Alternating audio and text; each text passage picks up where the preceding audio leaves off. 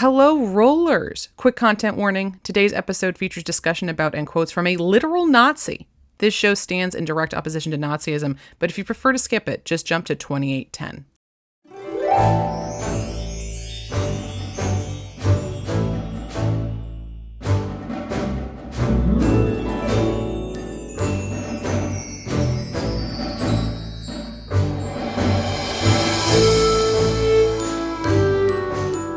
Hello, rollers. Welcome back to the Roll Report and another episode of Infodump. I am half of your hosts with the mosts. I am Colin. I use they and he pronouns. I am the other half of your hosts. My name is Hannah. I use they, them pronouns. Welcome to Infodump, the show where we tell you all sorts of things you didn't even know you wanted to know about the TTRPG community. Oh, we have so many good things today. I am so excited to hear yours and to share mine with you. An embarrassment of riches, if you will. Really, it's true. It's true. But yeah, Hannah, how you doing? I feel like we got to start there. Yeah, I'm doing okay. I don't know if other clumsy people have things like this, but I'm just having a week where I just hurt myself over and over doing really stupid stuff. I hurt myself skating yesterday, and I think maybe for just a second popped my shoulder out of its socket, but it's good now. It's hey man, subluxes happen. That I have never heard before, and I couldn't move it for a second, and I don't know exactly what it's supposed to feel like when your arm pops out of its socket, but it seemed really close to that. I mean, that sounds terrible. I'm sorry. Jesus. Well, and it's like you never hurt yourself doing anything cool either, right? No. Like the last couple times I've hurt myself, it was running upstairs, like stepping on something that slid under my foot a little bit, and like walking. Yeah. It was one of those things where I think I have like hyper flexible ankles, and just every once in a while they decide they're done being ankles for a second. And they just laid me out. It's like I'm worried about going to the doctor and being like, I hurt myself skating, because I wasn't on the skateboard when it happened. I was walking to my car. Well, but the doctor doesn't need to know that. They just need to know that your ankles hurt and like it rolled this direction and I felt this. Yeah, it did feel good, is what I would say. Yeah. Here's the thing. As long as you don't like sublux your shoulder rolling dice in our home game, I think you're okay. Yeah, I'll just have to make sure that like my dice throwing arm is like less wind up. That would be a fun and very embarrassing injury. Just living proof that my dexterity score in real life is heinously low. What about you, Colin? How are you doing? I am managing and coping. I don't know. I'm okay. I'm tired from the weekend away. I got back to rehearsal on Monday, and I found out that on Saturday they had changed a solid 15 minutes of the dance, and I had to relearn all of it. And I'm like, righteous. Cool. I definitely am not on, 6 hours of sleep and non-functional, but I can re-choreograph a whole bunch of stuff for myself that also interacts with 4 other dancers so I don't get kicked in the head. Cool. Yes. But I also recorded a great interview that our listeners will hear very soon with Quinn Martin and talking about Heliosail and solar punk RPGs and all kinds of game design stuff. That was great. So I'm excited. I'm really excited to get to do the video clips on that one. They seem like a really fascinating person. And Heliosail itself seems like a really interesting game. Yeah. Very like solar punk pirates. I'm like, I'm in. So, listeners, stay tuned for that. It'll be coming out, shortly. We're trying to figure out the release schedule to maybe tie it in, because they also got into the Game Found RPG party and sort of like doing a big Kickstarter for physical books. So that's your teaser. Dear rollers, you will have to check back in to hear the whole report of the game. It sounds amazing. It does. Yeah. But I'm also so excited to bring horrendous tales of more dark corners of D&D lore and history. Well, D&D adjacent and related to you, and hear the ones you have for me. I'm very excited. Yeah. Should we get right to it and roll our initiative? Let's roll for initiative. That sounds good. All right. I'm once again without a physical dice. Hey, Google didn't screw me so hard. 16.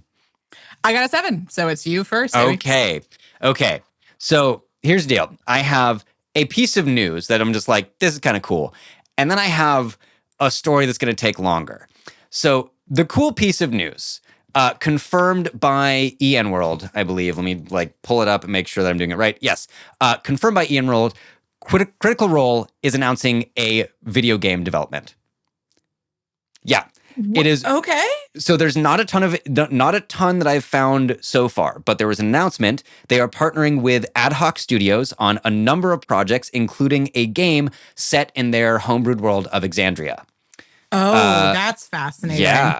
Yeah. So Ad Hoc Studios is an independent LA-based game company. They are, it looks like Critical Role is working on some brand development for their upcoming game known as Dispatch. Critical Role cast members are voice actors in this game. So there's kind of a natural partnership there. But there is going to be some sort of game, unclear if it is going to go as far as Baldur's Gate 3 in terms of really trying to bring a D&D or RPG setting to this game, or something more akin to Mass Effect or Fables, or a little more limited in its choice and storyline. But it has been confirmed by Travis Willingham that this new game will feature favorite characters, that is a direct quote, favorite characters from Critical Role's canon, and probably will have a new plot line and be set in between CR campaigns. Also described as having a slightly smaller scope, so we're not looking at 5 years of development, we're looking at maybe 2. So Colin, this is kind of bizarre. I know Ad Hoc Studios because I used to work for Telltale Games. Ad Hoc Studios was founded by people that I know who are all Telltale vets. Well, so clearly get us an interview with them so we can talk about this, right? I'll do my best. Yeah. I'll reach out to Michael Chung and Nick Herman and Dennis Lenner and Pierre Choret, who are kind of the quad who created Ad Hoc Games. If that is an indication of what we should expect from scope, that says smaller in terms of game mechanics, but probably I could anticipate a really big sort of epic story, very lots of choice based stuff from that. So not much more known yet. That is surreal. That is so weird. Very cool. I have a lot of questions about sure. In another life, Hannah, you might have been working on a Critical Role video game at this very moment. I know. That would honestly, be cool. I'm kind of happy. I mean, yes, and I'm kind of happy you're not part of the video game industry, because then we might not have gotten to know each other and be friends. And also, Colin, it seems like a soul-sucking hellscape. Without saying too much, there's a reason I'm not in the video game industry Sure. But yeah, I think this is really cool, continuing on our theme of Critical Role as an organization, branching out and acquiring and producing new media and not solely being focused on their actual play as the only thing they do anymore. Also makes me wonder if Chris Perkins and Jeremy Crawford are going to be involved in this in terms of its storyline and or the mechanics of the game, although probably not. It could be some interesting overlap there. Yeah. So that is the brief piece of news. That is the isn't this cool? Hopefully we'll have more. Maybe we'll even be able to talk to people from Ad Hoc. Right? Yeah. And now for the sordid, deep, dark tale. Featuring, among other things, multiple lawsuits and counter lawsuits over a trademark, multiple editions of TSR, and Nazis. Unfortunately. Okay. Yeah, you got me. This is a piece of D&D adjacent history that it seems to no longer be relevant, but was mentioned to me by Michael J. Patrick when we talked, and I went on this dive, and honestly, I'm not even sure how well I can summarize some of this in a short period of time. But to set the stage a little bit, and I'm pulling from a wonderful EN World thread about the glorious and insane history of this thing. But just to set the stage, TSR, the imprint we've talked about that was originally creating D&D and birthed by Gary Gygax and so on, was born in 1974. Then the company itself was kind of not really part of the news until 1997, when it was acquired by Wizards of the Coast, and then Wizards acquired by Hasbro in 1999. And then on this amazing timeline, there's a dark period, right? There's nothing else mentioned until November of 2012, where we have what seems like a whole other ballgame of the TSR2 trademark launching Gygax magazine. 3 years later, Gail Gygax sues that company, and the magazine is forced to close, and then TSR2 kind of stays around, but like not really. And then again, there is kind of some quiet for 5 years. And it seems like this whole thing really kicks off in October 2020 when the Dungeon Hobby Shop Museum claims ownership of a bunch of different logos owned or designed or originated by TSR and tried to license them back to other publishers. And that sets the stage for our saga. So basically, the second version of TSR forgot to renew their trademark in 2019. Ernie Gygax re-registered it and licensed it back to them. And then they tried to reform yet another TSR. So now there is kind of TSR second edition, TSR third edition. They are feuding with each other. And it's really not very good. Although several like very old school developers and designers and writers were attached to TSR third edition, or apparently new TSR, NU TSR, it's like, you know, starts off with some good buzz, and then it really gets weird. They do a press release where, you know, here's us, here's what we're doing. And then they open an anonymous Twitter account, which was formerly at TSR_games, proclaim loudly they are the creators of D&D. Anyone who disagreed are hereby expelled from the hobby, and all trans people are disgusting. This is a quote. Sorry, what was that last bit? That last bit, no actual relevance to D&D, just transphobic bullshit. Why? Then Ernie Gygax himself doubles down from his personal Twitter account, continuing to trash talk people that didn't like what he was saying or what TSR third edition was doing, and continued to spew misogynist and kind of homophobic and transphobic bullshit. By the end of, like, which month was this? This was like early 2019. By the end of a month, everyone else is like, fuck TSR third edition. Gen Con disinvited them. The game manufacturers disinvited them and like expelled them from the Game Manufacturers Association. Gary's other kid also disavows this completely. And third edition TSR says, Hasbro hates us. Hasbro is biased against us. Natural response for white men being threatened, you might say. I think I'm also biased against you, buddy, but go on. Sure.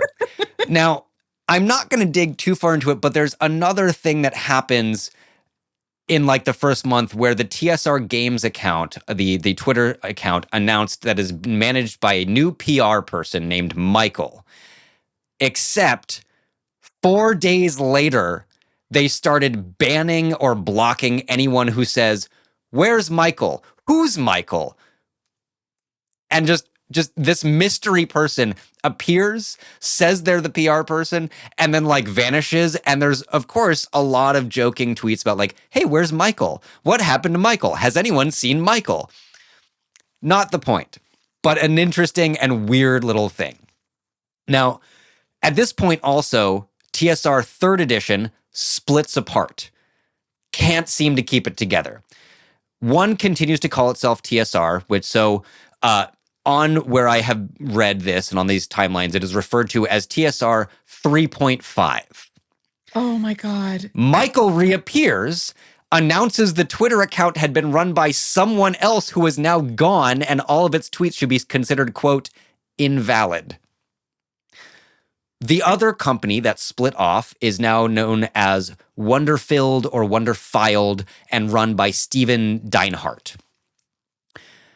And they start launching some other games and more weird shit happens. And then TSR 3.5 announces the relaunch of an old 1980s game that they own the rights to, a space opera known as Star Frontiers.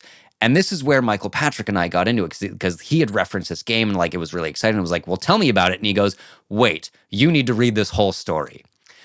So this was named Star Frontiers New Genesis. Michael, our friendly, mysterious PR person, announces the production is finished and a game is already for sale. And somehow the entire run is sold out. Entirely.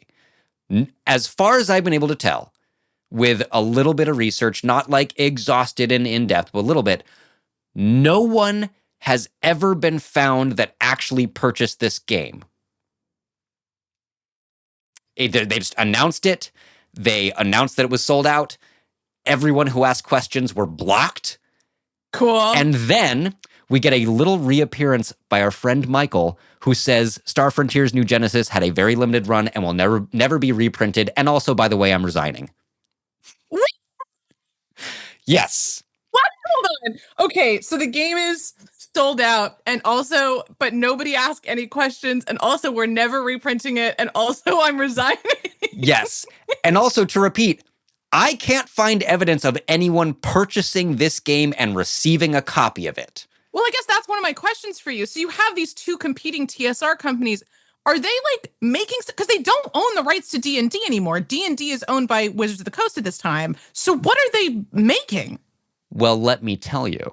Okay. Because in May of 2022, which was a little bit after this, couple months after the October 21 was the announcement that production on Star Frontiers New Genesis was finished, and it had already been up for sale, and it was sold out. So, what is that? 8 months later, someone discovers not only the content, the text of this mystery game of Star Frontiers New Genesis, but also discovers that the writer is a Nazi.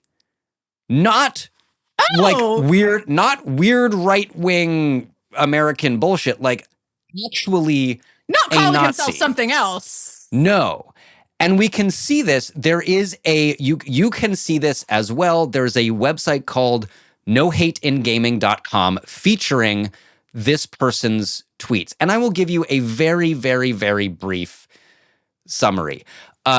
Big content warning. I'm going to talk about some Nazi shit and some alt-right racist shit because that is what this person was doing. On this page, there is verifying what it is, and there's some links to his Facebook account and some other stuff. And there's just examples of his screenshots from his tweets. For example, there is an image that says Dank Garden as the caption. It features a little circle of hedges and then a swastika in the middle. And cool. And the above caption says, when you get the garden just right. Okay. I don't. Mm-hmm. That is a little funny. That's terrible, but it is a little funny. A little bit. There is, among other things, an image of a young-ish looking person, a little hard to tell because it's kind of like right behind an image here, holding prominently a White Lives Matter shirt. And whatever he actually texted like cannot quite be read on this particular website. He also tweeted the cover of a book saying, "It's okay to be white," and it's not subtitle, "It's not okay to be a goddamned kike or a N-word." I feel okay saying kike as a Jew, but still, you know. Oh my God. So this is the person, Dave Johnson, who was a writer for TSR 3.5, who wrote this book for Star Frontiers New Genesis. Now, one more thing I want to mention about this, because in the timeline for, in the EN World timeline of this whole thing, which I highly recommend, and we'll try to put the link in the show notes, one of the things that surfaced was the examples of playable species or playable races, because that's what they were called in this book. And we see things like cyborg, humanoid, yada yada. Moltar, humanoid clone, some other stuff. And then we see what this motherfucker, Dave Johnson, has added, including Negro, subrace, tall, thick-bodied, dark-skinned, even purple, dark, brown-eyed race with large strength, low intelligence. Oh my God. Oh. Nordic, humanoid race, tall, blonde, blue-eyed race with exceptional attributes and powers. All attributes are in the, high end. Oh my God. This is the person that they put in charge of rewriting this game. Oh my God. Okay, cool. That's so cool. So I'm gonna quote where I found this thing on Reddit because I think they do a really accurate summary. That is roughly the end of my just like, holy shit, what was happening here? But to quote, to sum up, the TSR name was first revived, then stolen, then promised exciting new revival of old school RPGs, unexpectedly became a Twitter dumpster fire, split into two companies, both of which continued to produce drama, which eventually destroyed the entire reputation of the whole business and imprint through Nazi stuff. Do you think that to apply for the writing position, he just sent a list of his Nazi tweets? I don't know. And I like that honestly is such a good question. Like, we know Gygax himself was a biological determinist, kind of racist, and kind of a huge asshole, and doubled down on this historically throughout his life. His son or sons were somehow involved with this later TSR saga. So, God, I don't know, man. Maybe he was. Maybe they already knew him. Maybe Ernie Gygax, Ernie being the one who seems to be contributing the most bullshit to discourse. Not discourse, even is the wrong word, but like maybe Ernie already knew him from their white power meetings. Like, I don't fucking know. This is so fucking offensive on just every level. But like, really, I do think that there's something to be said about the fact that Gary Gygax was a devout Jehovah's Witness from Lake Geneva. You know what I mean? Like, the man was not somebody who had progressive politics. He was pretty open about not having progressive politics. Those not very progressive politics are in his game. And I think when you look at the way that legacy has kind of descended, you do get a sense that it's like, yeah, no, Wizards are doing their best, actually. Yeah. Again, like, this is where, for me, I want to give them small amounts of credit for like the naming convention for new D&D rules switching from race to species, and then immediately hand waving that away, or like walking it back and be like, well, but you can't play half species anymore. Listen, officially. The thing with Wizards is they are constantly one step forward, two steps back on this kind of thing. Yeah. But looking at what they had to deal with, like what they inherited, they haven't employed actual Nazis, as far as I'm aware. Or if they have, they're at least not public and outed. Be quiet, yeah. Yeah. And God, so honestly, there's so much more layers and detail to this story that, like, I will put links to the things that I found because I think people will really want like the entire timeline and scope of this. But like, to shoot yourself in the foot so badly and so fundamentally misunderstand that the landscape for games has changed and you are not catering to old racist white dudes of the 80s anymore. Yeah. Like, and even honestly, in the 80s, okay, thought experiment. You're alive in the 80s, eras of cocaine and shoulder pads and like, mass consumerism and Reagan. And someone produces a game that is written by an actual Nazi featuring playable human species known as Nordic and Negro. Do you play it? No, I mean, like, not the least of which because if I'm an adult in the 80s, my parents very well could have fought in World War II. But the absolute like tasteless classlessness of it all is just appalling. Like it is crazy, I think, to look at, like, when you look at how absolutely fucking depraved these people are, it's just a mine shaft that goes straight down and has no bottom. And I think what's really troubling is that I am certain that these people have defenders, in part because I still see much more like polite versions of this kind of conservative politic abound in the game space. I see people like call back to like old school D&D when it was like, you know, it didn't have any of these woke politics in it. And just for the record, to me, that is what you sound like when people like that. You sound like somebody who would have liked this game if you come into D&D as it exists now and you're like, oh my gosh, it's just too politically correct for me. I mean, yes, and because I'm me and I fucking try to see this from their point of view or try to like throw them like the tiniest bit of a bone, I'm like, you go fucking play with those people.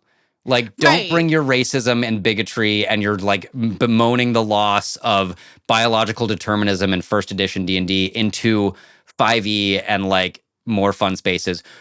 Go play with your older white dude friends who also want that game and fucking shut up about it. Right. Just sort of, you could be like that woman on TikTok who's like digging a tunnel out of her basement and just link all of your basements that you all live in together. Yeah.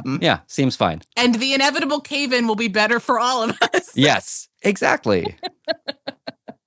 Jesus. Oh my gosh. That like turned my stomach, dude.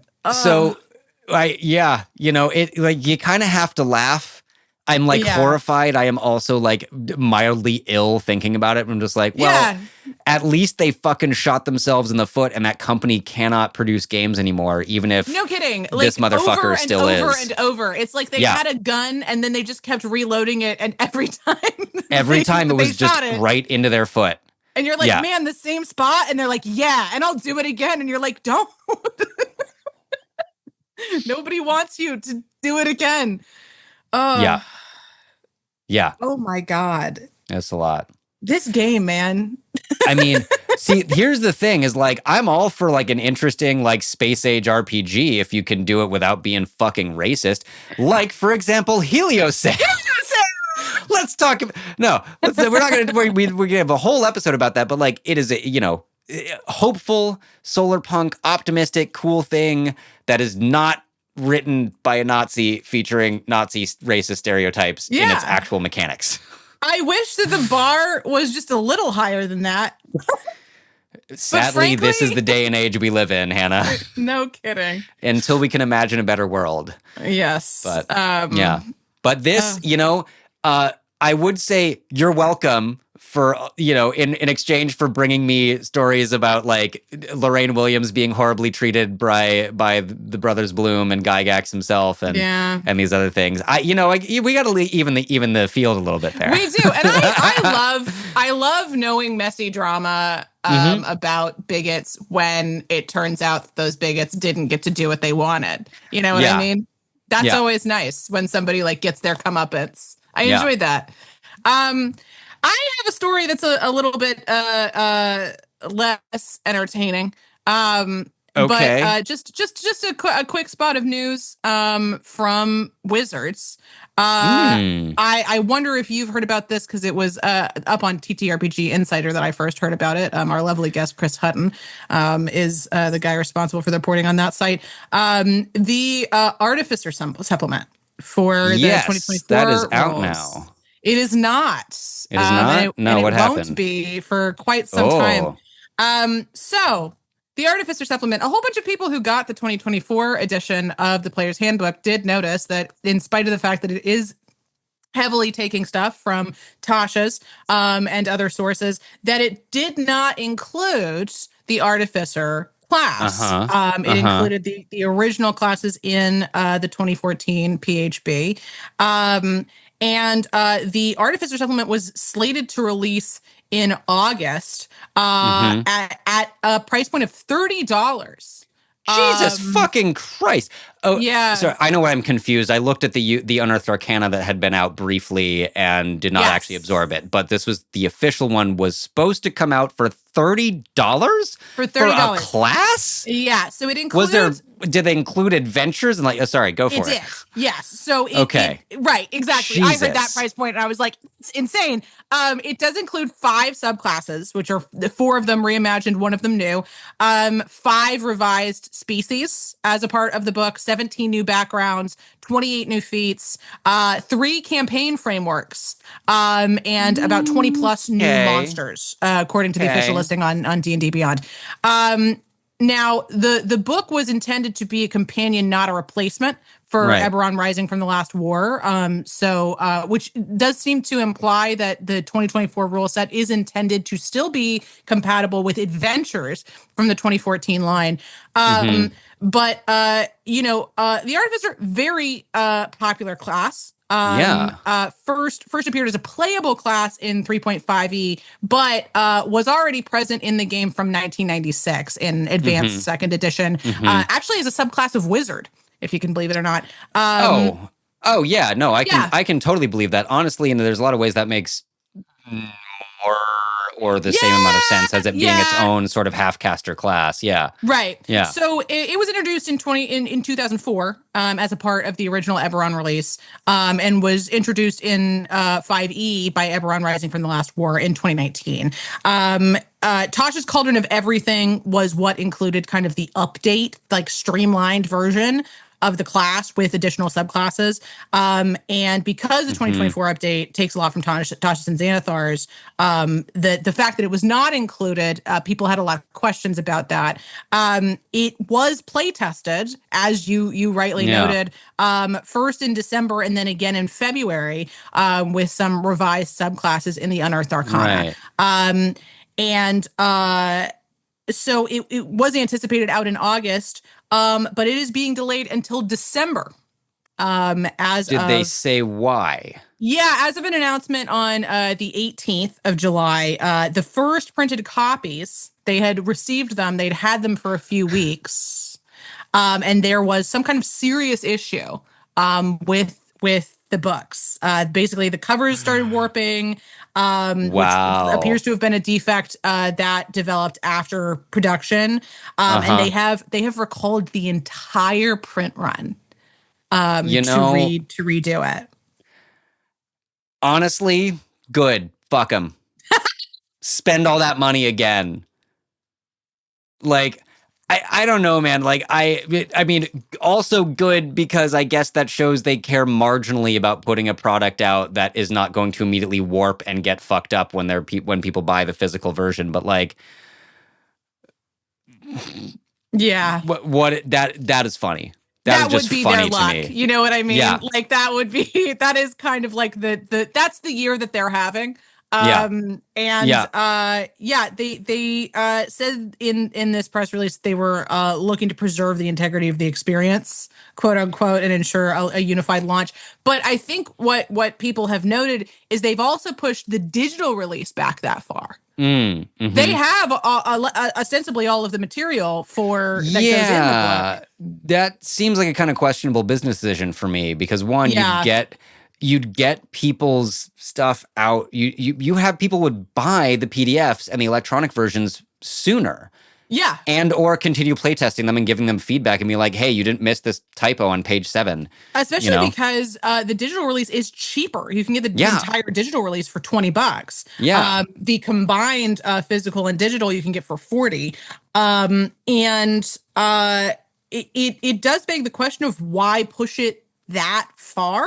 They finished playtesting probably around March or April, and then we're going to release in August. So that's about 4 months, give or take, of development, finalizing of the material, and sending it off to the print the printer and getting it back, and then reviewing the physical prototypes. So it does beg the question of why wait another 6 months on this. That's a crazy amount of delay to put.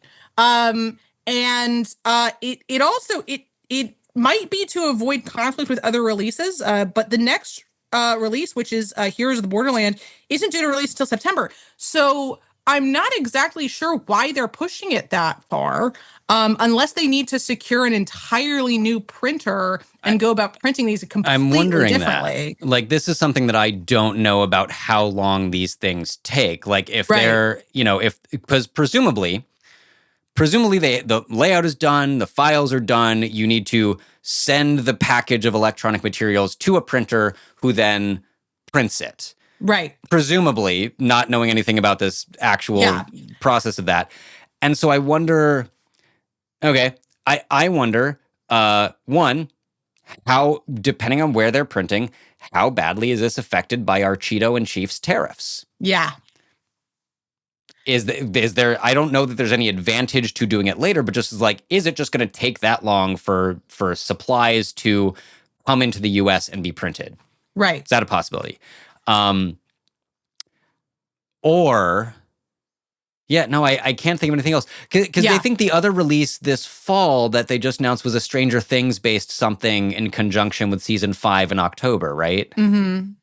Yeah. And so that, but again, like, okay, if you're releasing a book in September, another one in October, and then this thing in December, like, would that really get in the way of if you were able to turn this around in like a few months, release it in,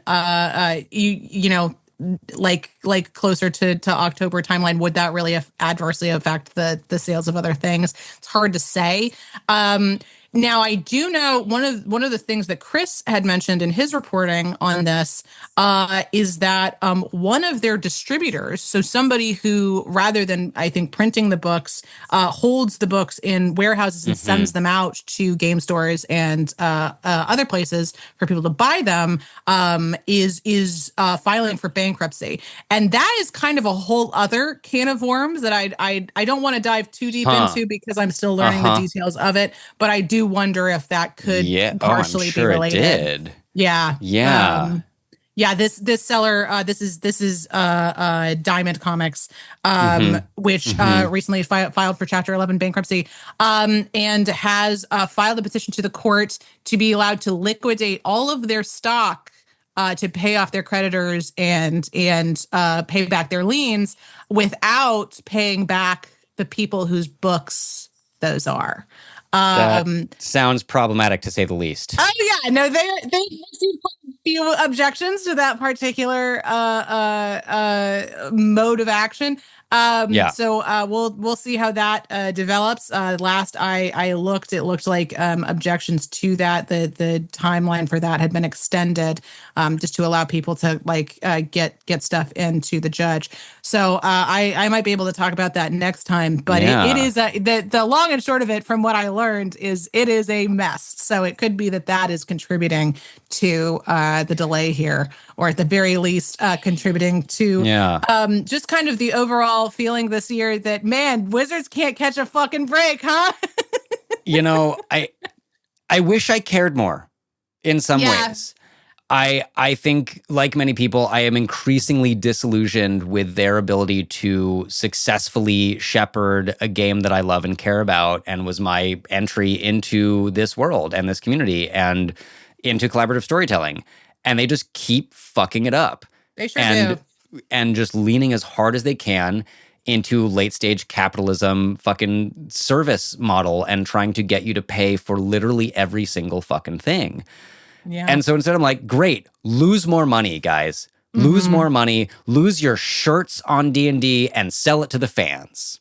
Right.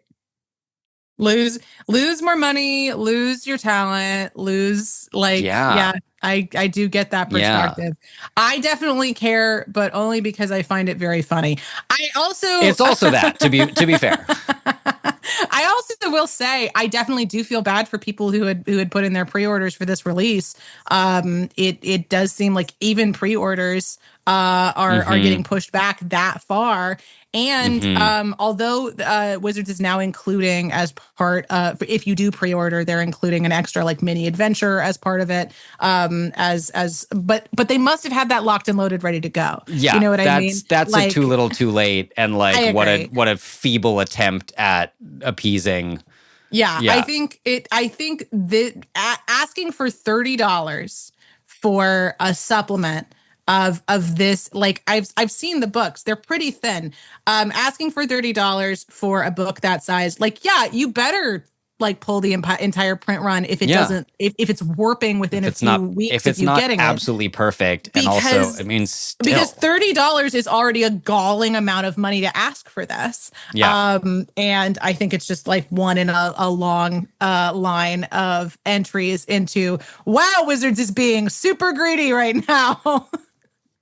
I mean, you know, to go back to something we said, I think it was last time, like, I do wonder if some debatably well-intentioned idiot higher up at Hasbro is going like, hey, bring back those 2020 numbers. Come on. What the fuck, D&D? But you had this, you were so profitable 5 years ago. What the fuck?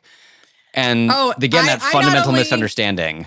I not only think that is happening, like, I know it's happening because people are talking about the fact that it's happening. I know that Hasbro executives are looking to bring back 2020, everybody's locked in side numbers to their sales bottom line, and it's not happening. It's not happening, and I think every attempt they do to try to create that is driving people further away from them and into the arms of Paizo and into the arms of Kobold and Hit Point Press and like indie games, and people going like, hey, you know, Tales of the Valiant and Daggerheart looking real good right now. Yeah. No kidding. Yeah. Wow. Well, Jesus. Hello, everyone, and welcome to your mid-roll. It is I, your host, Colin, here to thank you once again for listening. It is so nice and so important, and it feels so good that you are here with us.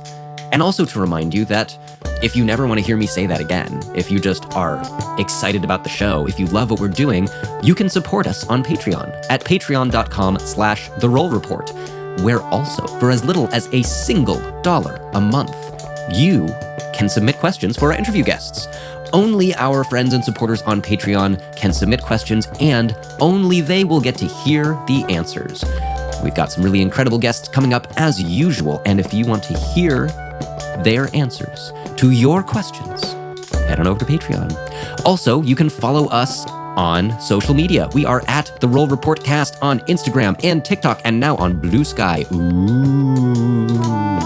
Follow us there for announcements about upcoming guests once they have been booked, and then you will find out if you have interesting and amazing and unusual questions for all of them. But thank you so much for listening. That's really all. We are so grateful you're here with us and hope you are enjoying this episode. Back to the show.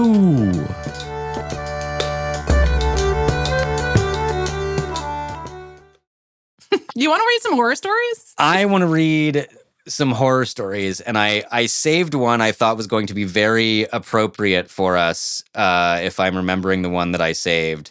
I got a couple options, honestly. One of them is like, you know, a question of like, I looked at it and was like, okay, it is from r/DM Academy. It just says, how do you handle players talking at the table?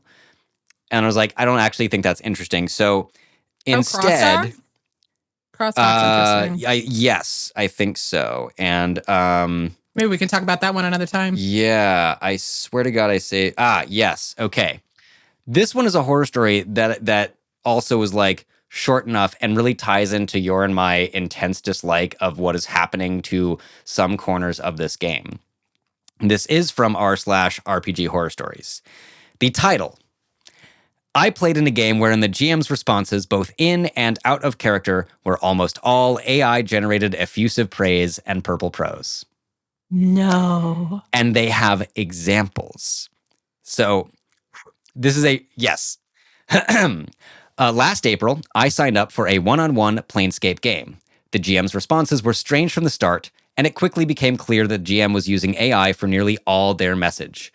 For example, the GM asked, in a stilted way, what I liked about Planescape and what sort of character I would like to play. I said that I liked the setting's take on Samsara, sort of the wheel and cycle of reincarnation and rebirth, and that I was interested in playing a proxy of a god like Corellon, Izanagi, Izanami, or Shangdi, trying to collect memories of their past life as a personal mission. The quoted response, which I'm like, I've known humans that write this way, but not many. Quote, "Thank you so much for that beautiful reply. I really loved reading it. It gave me a strong sense of the kinds of stories and themes that resonate with you. The way you describe the Great Wheel's take on samsara is so vivid. The idea of a soul evolving through dazzling forms while longing for traces of who they once were really stuck with me. I especially loved your examples, like lovers searching for each other across lifetimes, or sparing the descendants of a forgotten self. There's so much room there for wonder, sorrow, beauty, and transformation. Your concept, a proxy of a god trying to uncover their original mortal identity, feels incredibly rich. I'm already imagining a story filled with emotional tension and mythic echoes. And the gods you mentioned, Karelin Izanagi and Izanami Shangdi, all carry a sense of elegance, duality, and cosmic artistry. They make me wonder what kind of divine ideas your character embodies now, ... and how they might contrast with who they used to be. The posters asked about what gods they liked in turn.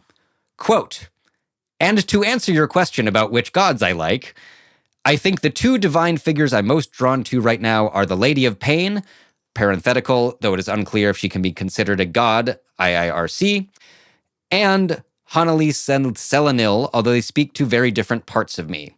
The Lady of Pain fascinates me not because I understand her, but precisely because I don't. There's something so powerful in her silence, in the way she refuses to be known, worshipped, or possessed. She feels like a living embodiment of boundaries and mystery, something sovereign and masked, moving through the city like a blade of inevitability. Do you know any human who has ever said a blade of inevitability? Because I do not. I think part of me that relates to that feeling of observing from the edges, withholding, protecting one's center. She's not exactly a comforting presence, but she has gravity. Then there's Hanali Selenil, who feels like the complete opposite, warm, emotive, luminous. She embodies the kind of beauty that breaks your heart a little, the art that makes you cry, the kind of love that transforms you because it touches the deepest, most fragile parts of you. I think I'm drawn to her because I tend to crave that kind of emotional reciprocity and intimacy in real life, and because I often find myself navigating longing, tenderness, and romantic idealism. She's like the divine face of that ache. So yeah, one goddess who represents the sharp beauty of distance and inscrutability, and another who represents the soft beauty of closeness and surrender. They both feel true in different ways, and I like that contrast. We continue. In-game responses were not much better. Quote, the universe whispers truths to those who sleep, and in those quiet moments, even celestial beings may glimpse fragments hidden from waking eyes. Orianus drifts through a dream woven of soft colors and delicate sound, an endless landscape blooming in hues she has no mortal names for, golden mists gently curling around fields of silvery flowers swaying under a warm, unseen sun. In this place, everything breathes beauty, resonating perfectly with her heart, her purpose. Each petal, each shimmering droplet of dew is familiar like verses in a hymn she once knew by heart.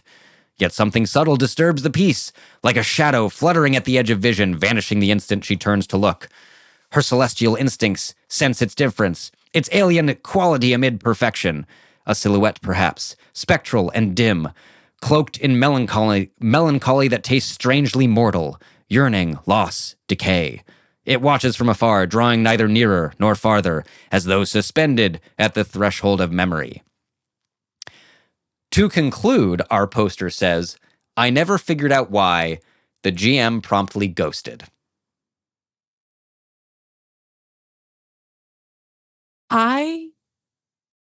Okay. So I have known people who write like this. I write like this. I'm very purple in my prose, and I don't feel that bad about it. But are you that purple? But am I that purple from jump, particularly in my exchanges with other people? No, because I think that people generally find it pretty off-putting. And also,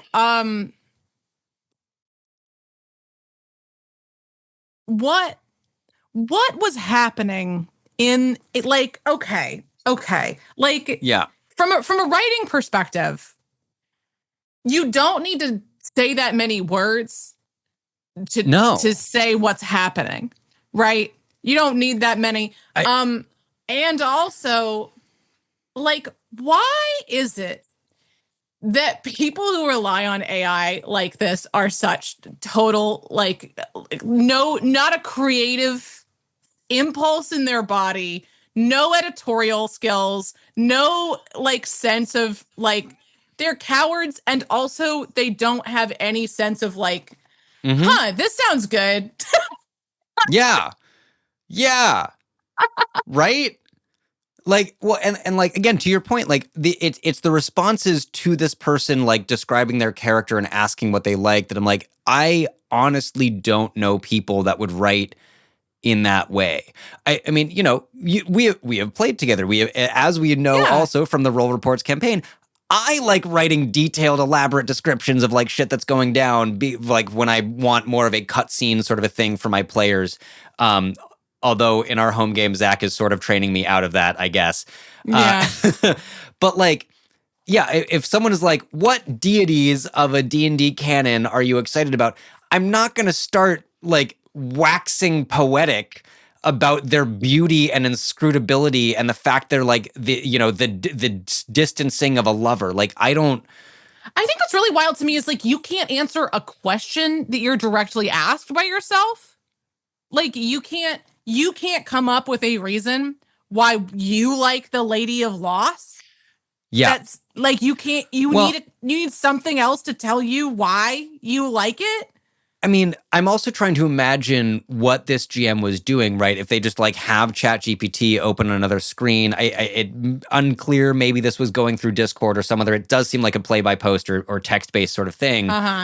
Given that the original poster had copied all of this, but I'm like, are you going, oh, they asked me what gods I like. Oh, God. Hey, ChatGPT, I like the Lady of Pain because she's like, I don't know, unknowable. And I like this other elven deity because she's like, not. Do something. Yeah, that's really what it's giving. Like, what are the prompts that this GM is trying to put in that generate this bullshit? I guess what I just don't understand is I don't understand what drives people to like play this game or pursue other artistic pursuits when they have no confidence in their ability to generate, right? Yeah. If you have no confidence in your ability to answer a question about your tastes or like come up with like story concepts, I don't understand why that's something that you would pursue doing. Yeah. Again, to try to play the opposite, I'm like, I could see DMs who don't have a lot of experience or confidence in their writing and storytelling abilities turning to things like ChatGPT or like there's a couple like RPG specific AI things that have popped up. Like fucking Reddit keeps trying to get me to click on things about like AI assisted note taking and DMing and whatever. I could see people that don't have experience or confidence wanting to use these tools to provide those sort of cinematic descriptions of the games that they are running. My hope would be that maybe they have experiences like this where your player is like, hey man, stop with a fucking AI or I'm leaving and or just the game dissolves. But I would also hope that they rely on those less or not at all over time. I will confess to like, I, at various points, have tried to consult ChatGPT or other things when I'm like, I want this description to be better. So here's what I wrote. And give me some feedback because honestly, they're not that bad at like giving you grammatical and like content feedback. But I'm not going to just be like, hey, okay, write me a dream sequence with this character that I'm about to play a one-on-one D&D game with that, has some like weird ghostly figure in the background.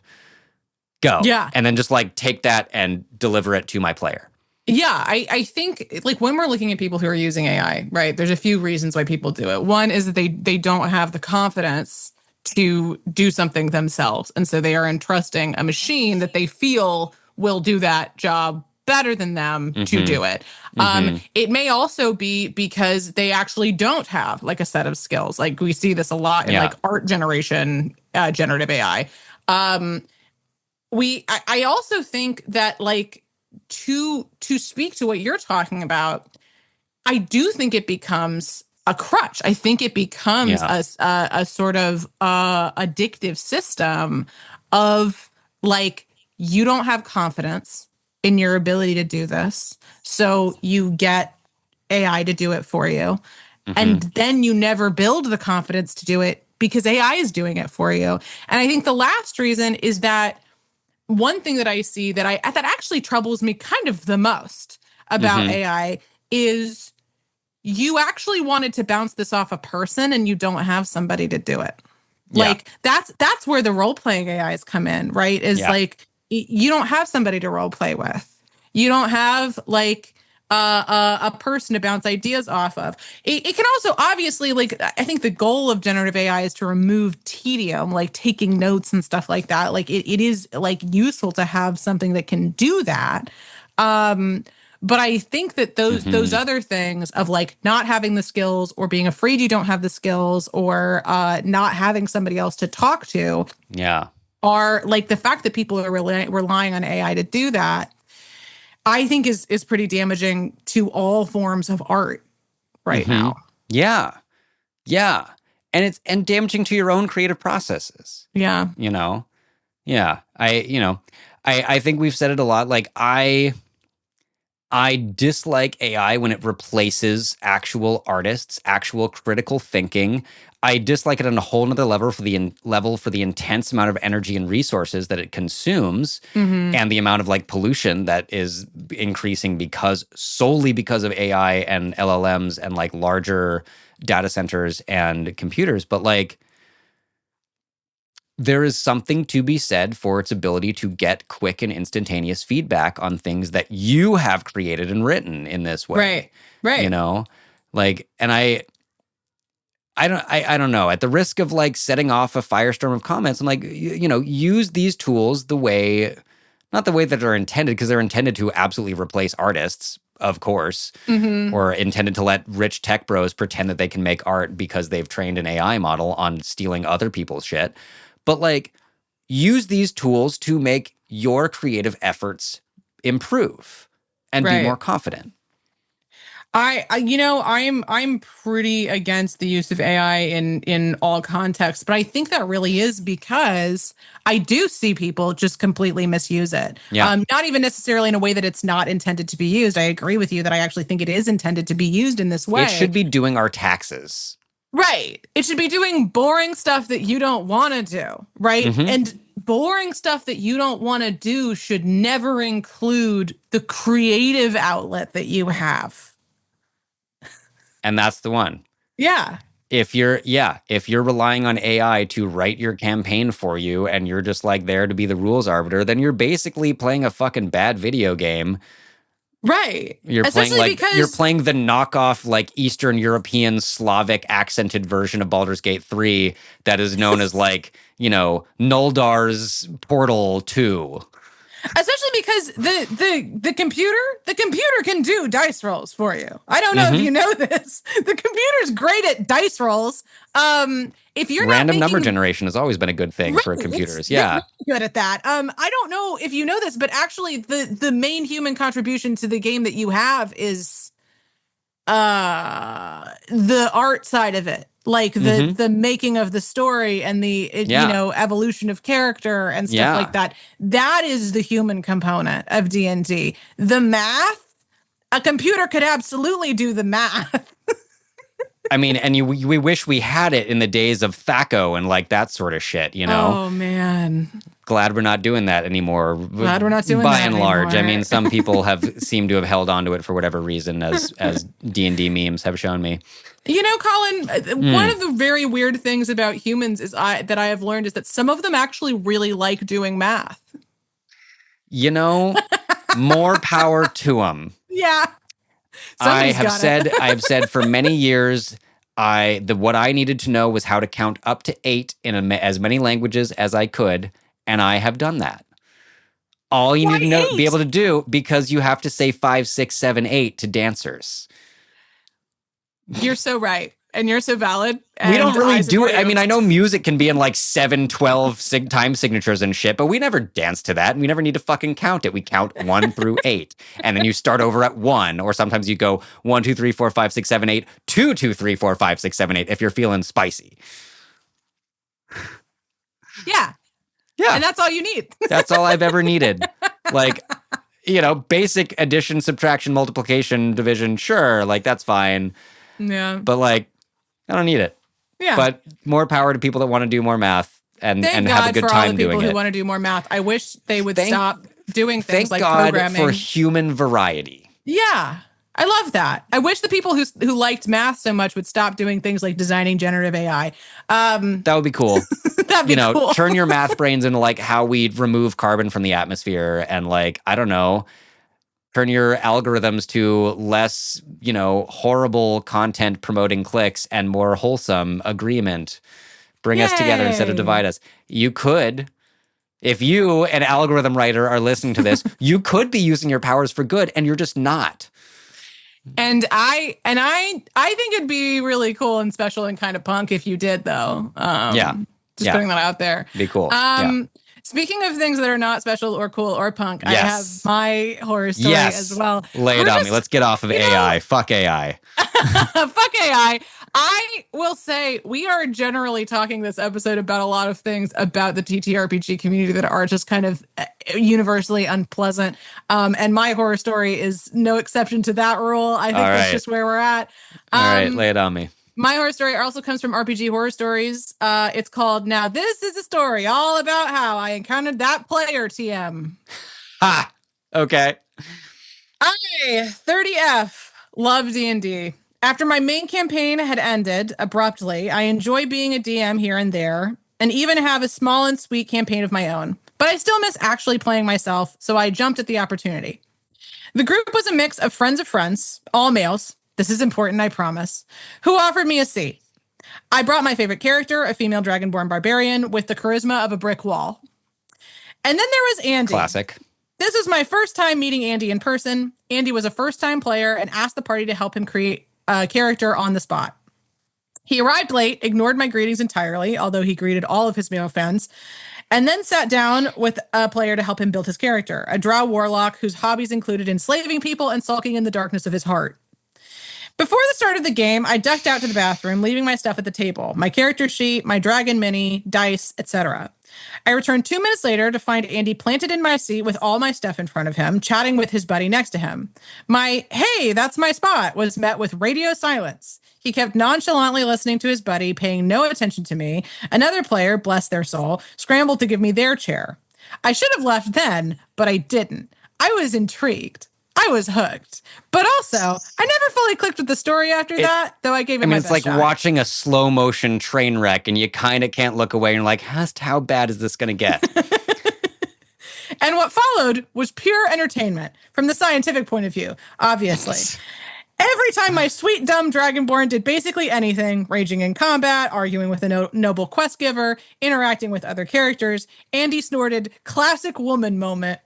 During a tense negotiation, Andy announced, "I'm bored, DM. Can I sacrifice a kid to my goddess?" The DM, to his minimal credit, said, "No children, but there's sheep outside the city."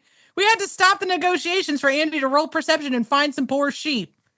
After nearly dying in his first ever combat, Andy declared, "I'm skipping the next encounter. Someone loot the bodies for me." Then he spent the next fight on his phone while the rest of us actually played D&D.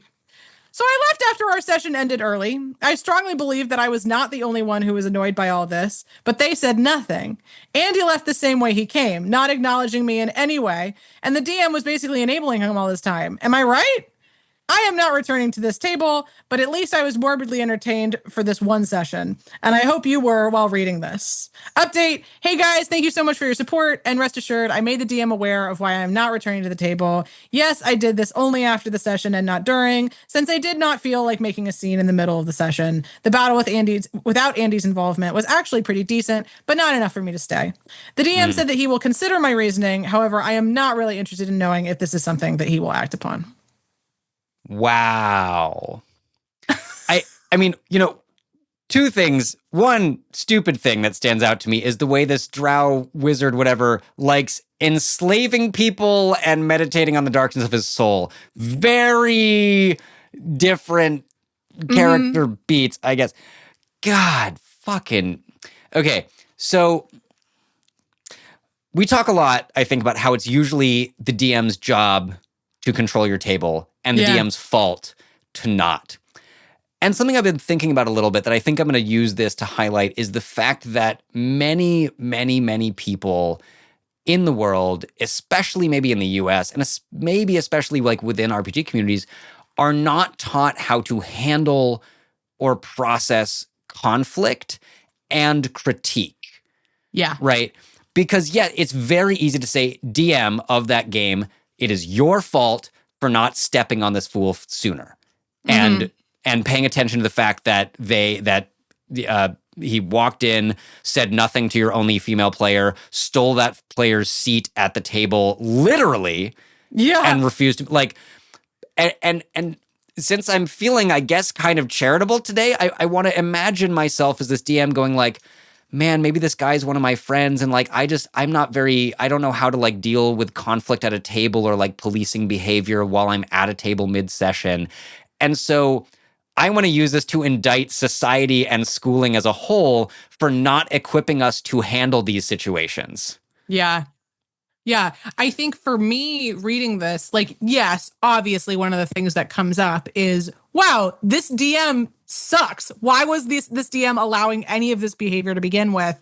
Like, just simply sitting out of the combat would have been grounds to be like, it would be cool, like, then home. leave. Yeah, get the fuck out of here. You're not welcome back. But You're everything bored? leading up to Fuck that off. would have been grounds to bench him.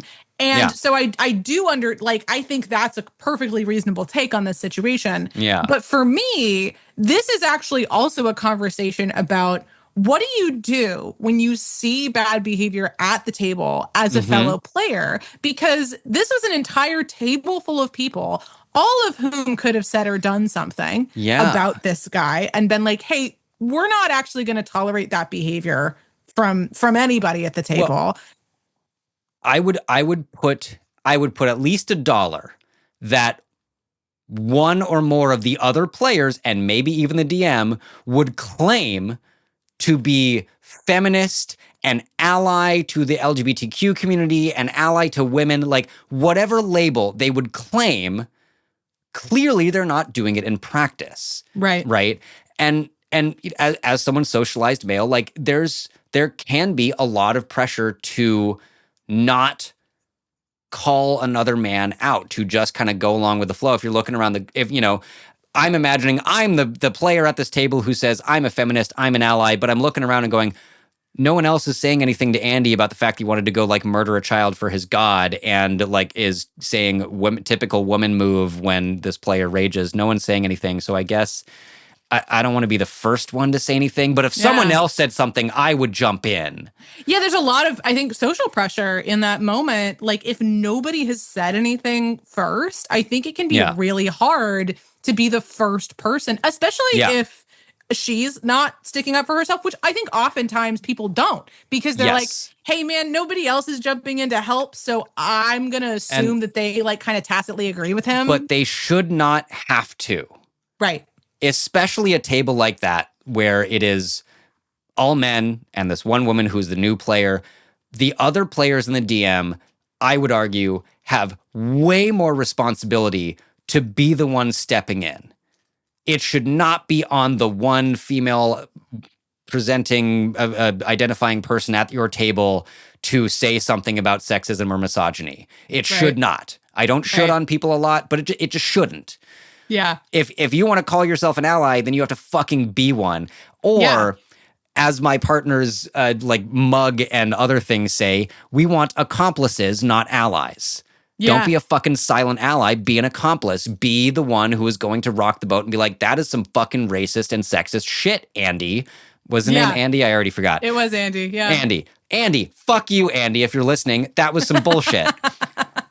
Yeah, and I think it's hard. I think it's hard to actually like walk your talk sometimes.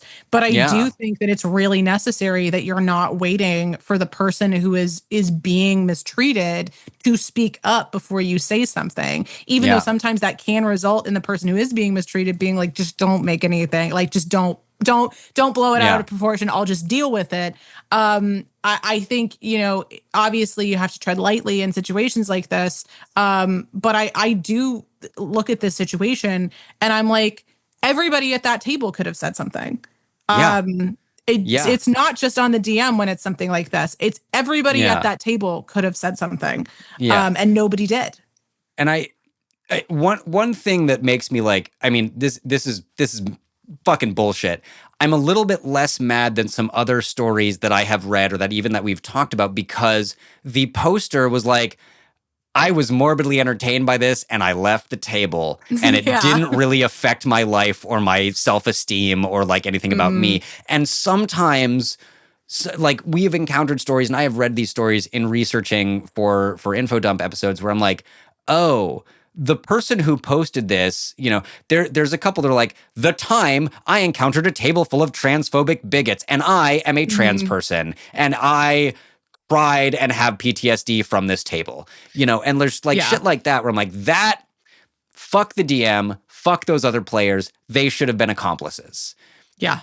And this one, I'm like, at least you just like, walks away and posts about it and is like, hope you're having as much of a morbid laugh about this bullshit as I am.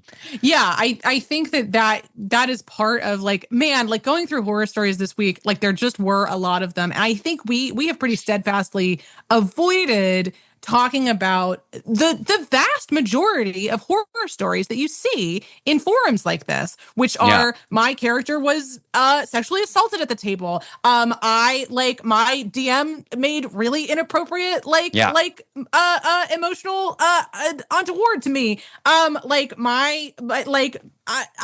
have been watching TikTok. There's this guy who's making TikToks a lot because his DM started an affair with another player at the table. Like things like that, where it's like every time somebody talks about this game as like apolitical, I'm like, the only reason you would ever believe that is because you are not marginalized in any way. And like the only reason you would not see this kind of behavior, I repost like this. And one of the reasons I often don't bring them to the podcast is as somebody who was socialized female, I'm like, yeah, that's just what it's like to be a feminine presenting person in male dominated spaces, particularly nerdy male dominated spaces. I just talked about how I used to be in the video game industry. I was one of like 19 women who worked at my company at a certain point. And it was a company of like 200 people. So it's the sort of thing where it's like, you get treated certain ways, you hear certain things. And I do understand like this kind of mentality of being like, oh my God, I guess I'm just going to watch and see what happens, because I'm not going to let this affect my self-worth. But that mentality also comes from like, you have to have a pretty thick skin to be able to do that. You have to have a pretty strong sense of self-worth. Unfortunately, yes. In the climate and society we live in, that is a really fucking sad facet of this. Yeah. I mean, it's interesting to me too. Like I knew some of these kind of stereotypes and stories and things that we hear about RPGs and about video games, but I come from the performing world where I am in the vast minority. Like for most of my professional career and most of my life until like 2020, I was in an industry where I was acutely conscious that most people did not look like me. Most people that I was encountering and performing with and being very close to and spending lots of time with were all femme presenting, AFAB, mostly identifying as women, but not exclusively. Like, and also because it's the Bay Area, and this is a weird facet of the Bay Area, like kind of racially segregated too, and that's more to do with like which particular like dance companies and schools and things people were going with. Like, just to say, lot of mostly white women in dance and in circus communities that I was a part of. And so I was always acutely conscious of like not being that guy. Yeah. And then I moved to D&D and I'm like, wow, there's so many that guys. And actually, I guess in this space, there's like a number of like loud and proud and vocal femme, queer, BIPOC, amazing creators of all of these things. But like, there's also a fuck ton of shitty white dudes. Or and mediocre also, like, white dudes. Loud and proud that guys. Like people loud who are and like, proud yeah, that guys. I'm that guy. And I think that that's who the space should cater to. And I think that was when the game was great. And so it's been really weird for me to kind of like it's not quite code switching, but it's like kind of in there to just be like, oh right, I'm in this space where, it's more important to me to be the accomplice and not be the ally. And it's also, there's many more opportunities, Yeah. Not a lot of shitty dudes survive in dance and circus communities. That's actually not true. That's not entirely fair.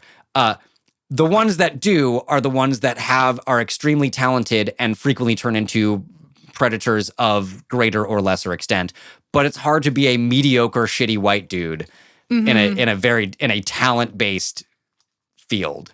Yeah, a talent and training field. Like that has been my experience also. Is I work in education, and education is very dominated by white women. I don't know if you know this, but the statistics on this are 80% white women in education in the US.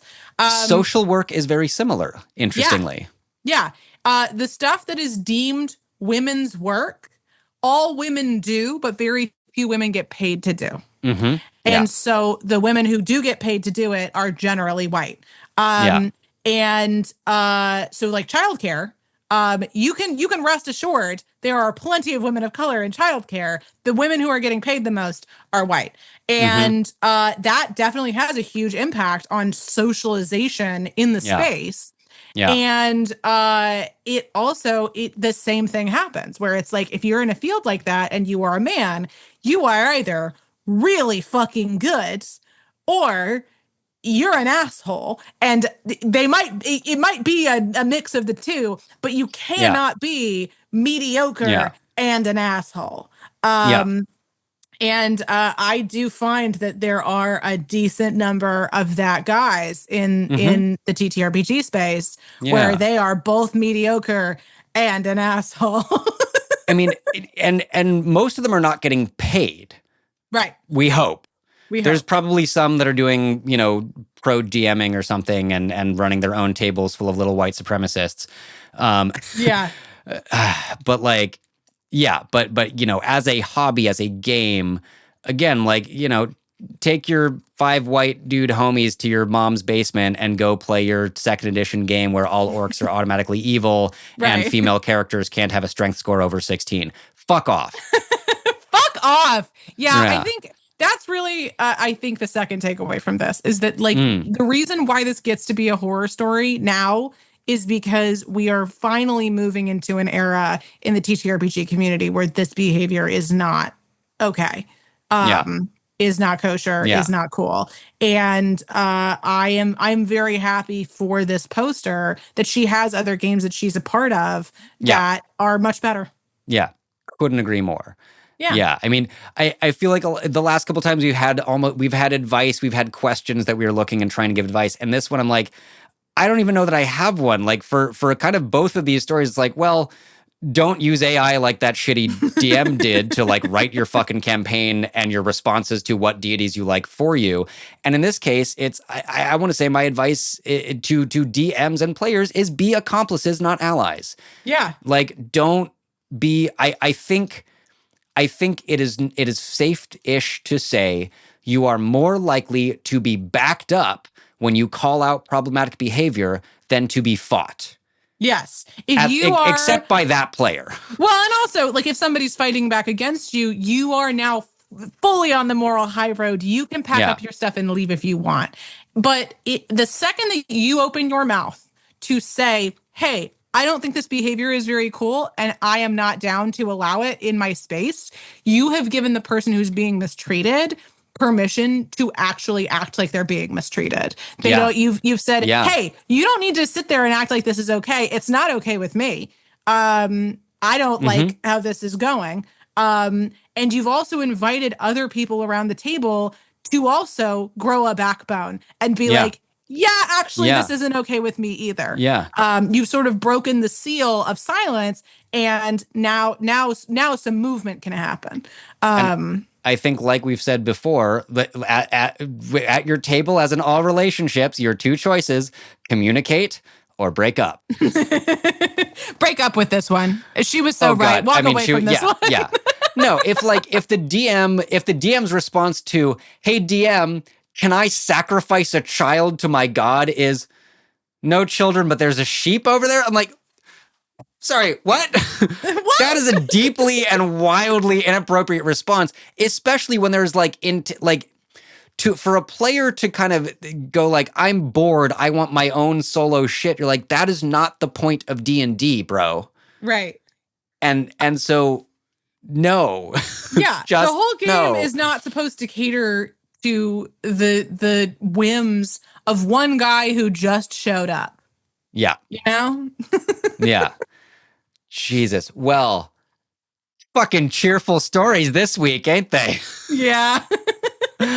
Oh my God.